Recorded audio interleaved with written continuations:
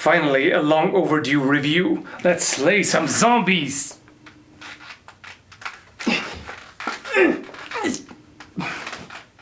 Yeah, as you can tell, I'm not a fan of the gimmicky backstrap. It may look fancy, but it's not particularly practical by any means. But yeah, let's get to the actual review. This is the Zombie Slayer, designed by Angus Trim, a well-known sword maker, and made by Valiant Armoury. This model here is also known as the AT-307. And it's a sword that I've had for quite a long time. I've done quite a bit of cutting tests with it on soaked newspaper rolls and water bottles and even dead wood, which obviously you're not supposed to do with a sword. But sometimes I like to treat my blades roughly just to see how well they hold up, how tough and durable they are, and this has not disappointed whatsoever. It's hand forged of 1060 high carbon spring steel, which is very tough steel and definitely an excellent choice. It has a lenticular cross section with a fuller. Yes, this is a fuller, it's not a blood groove.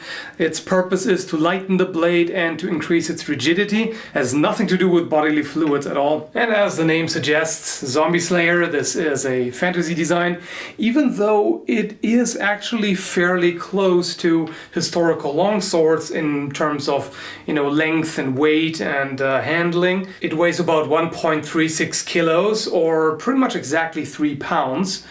And the point of balance, or center of mass, is about 13.5 centimeters or 5.5 inches away from the hilt. It is within historical specifications.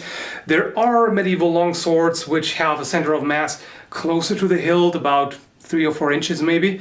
But this is still fine for a more cutting-oriented sword. It also fits with the overall blade shape. It doesn't have this very finely tapered point that you see on more thrusting-oriented longswords. In terms of weight, it's pretty much average. It's not exceptionally light. It's not heavy by any means. So yeah, together with the point of balance, it really handles quite well. And the only thing in terms of handling that I'm personally not so fond of are these handle scales here. They are acetal plastic. There's also another leather wrapped version, as well as a more military looking paracord version.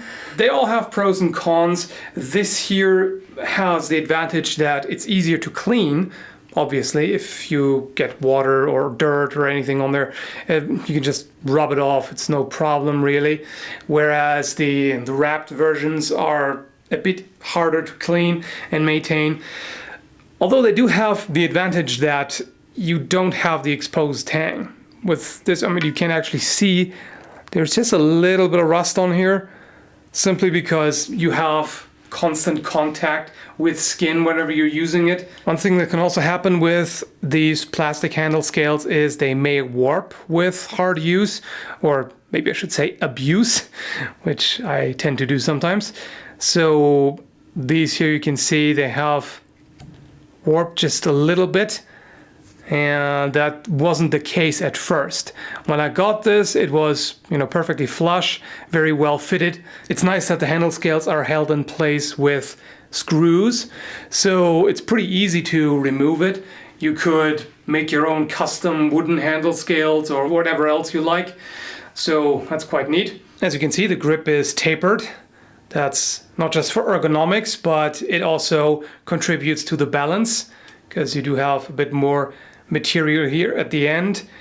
The balance mostly comes from the distal taper, but the shape of the tang here, I'm pretty sure, also contributes. The tang is massive, which is very nice. You don't have to worry about it breaking whatsoever. This is just really, really substantial.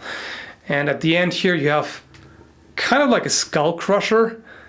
There's no pommel in and of itself, but a pommel strike with this, or tang strike, I suppose in this case, that would be quite devastating. Personally, I'm not a fan of this tiny minimalist guard, really.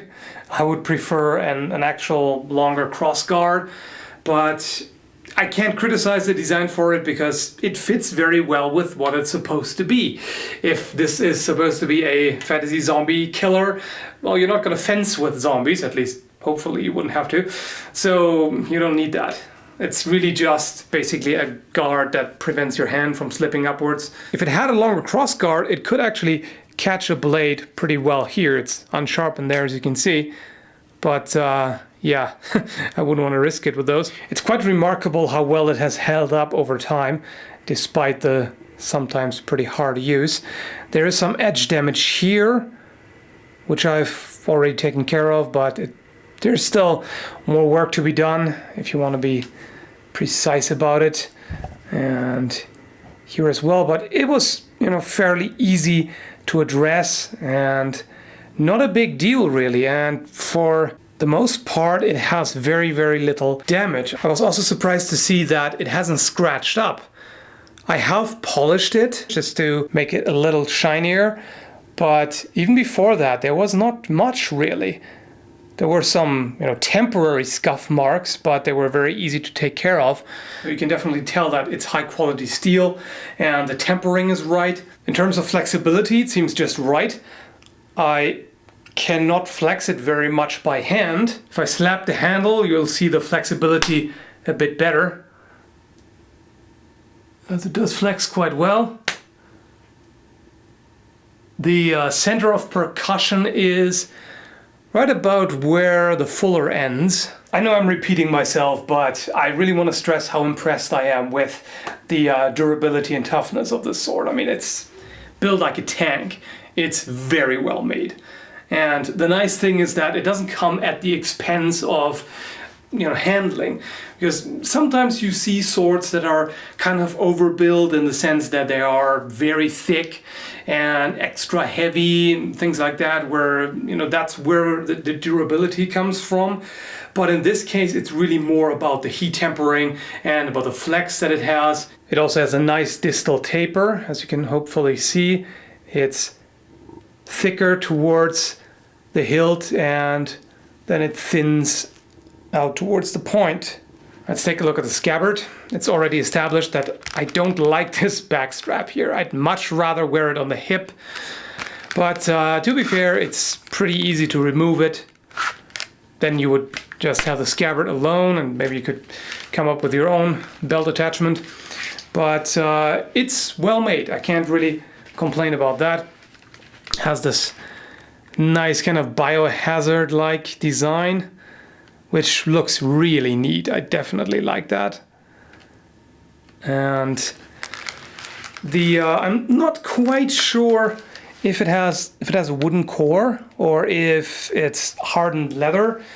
It seems a little thin for wood, but maybe there is a thin wooden core. I can't say for sure, but in any case, it is rigid, which is nice. It's not just a flimsy, soft leather sheath. The scabbard itself definitely is well made and works. No problem with that. It's really just the attachment. Overall, I can say that although I personally prefer a more historical type of wrapped grip and a longer cross guard, this one works just fine because it's very easy to clean up and maintain. And again, cross guard, like I said, in an imaginary zombie apocalypse situation, you wouldn't be fencing with those anyway, so not necessary. It's really nice to see a properly executed fantasy design. There are a lot of fantasy designs on the market that are just not very usable because they are poorly balanced or too heavy, or they're simply too flimsy to be actually used. But this here, yeah, this is a tank of a sword, but it still gives you a lot of the elegant and nimble handling characteristics that you would have on a historical longsword. That's quite nice. For a while it seemed as if they were out of production, but fortunately Valiant Armoury has apparently started to produce it again. If I remember correctly, the price is around $350, so you can get those again. And well, it's definitely worth it, especially for the price. Usually this kind of quality and good design comes at a higher price, so $350 really doesn't seem like much at all. If this cost 500, I would still say it's worth it. So I can definitely recommend it. And for a final test, come on, you didn't think I would really do that.